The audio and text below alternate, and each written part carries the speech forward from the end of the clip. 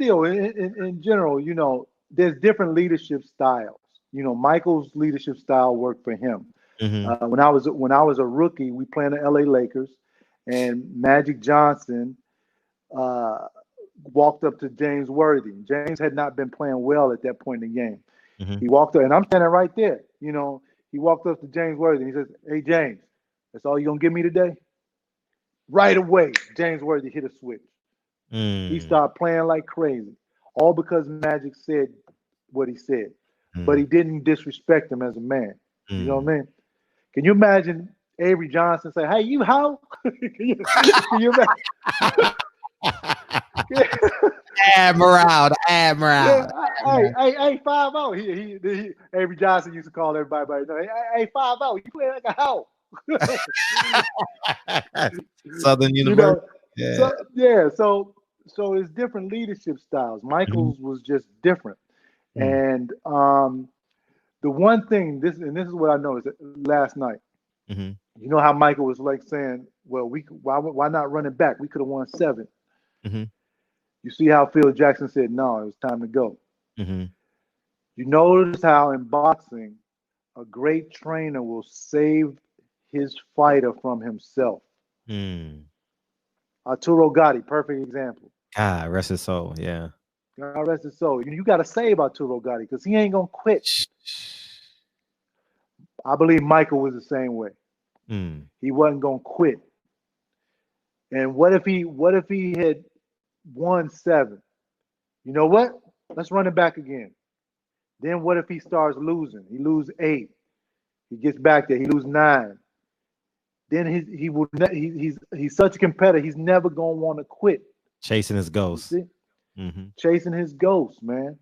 I mean, I remember playing against the Boston Celtics in the second round of playoffs when Robert Parrish and Kevin McHale were old. Yeah. I had to do my job, but I hated to see them like that. Dragging up and down the court. Because that wasn't the Robert Parrish and Kevin McHale that I had grown up seeing.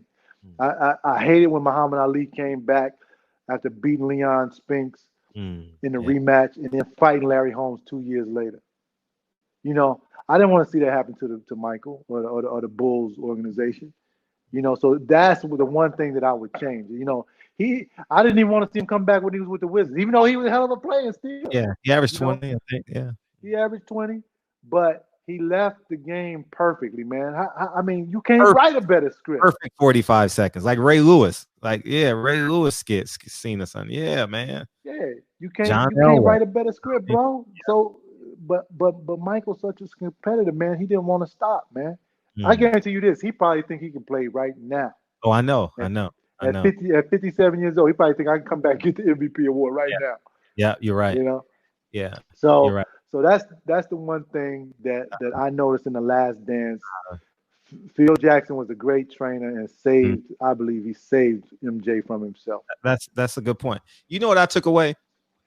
See, I know some of the stories because I hung out with Reggie Theus in New Mexico. And Reggie Theus is actually my neighbor. He lives like up the hill from me. Hey, look, ask my house all the time. Ask Reggie. Reggie played here in Chicago. Yeah. When I was a little kid, next time you see him, say Kendall Gill said he wanted his haircut just like yours when you was playing with the Bulls. I'll tell him. I used to tell my dad, "Come, give me the Reggie Theus, Dad." Yeah. You know who his neighbor is? His neighbor is DeMar DeRozan's dad. How funny is that? Oh yeah, wow, that's it's funny. Small world. And you know what I took away from that? Because I was the leader in college, but I was the team guy.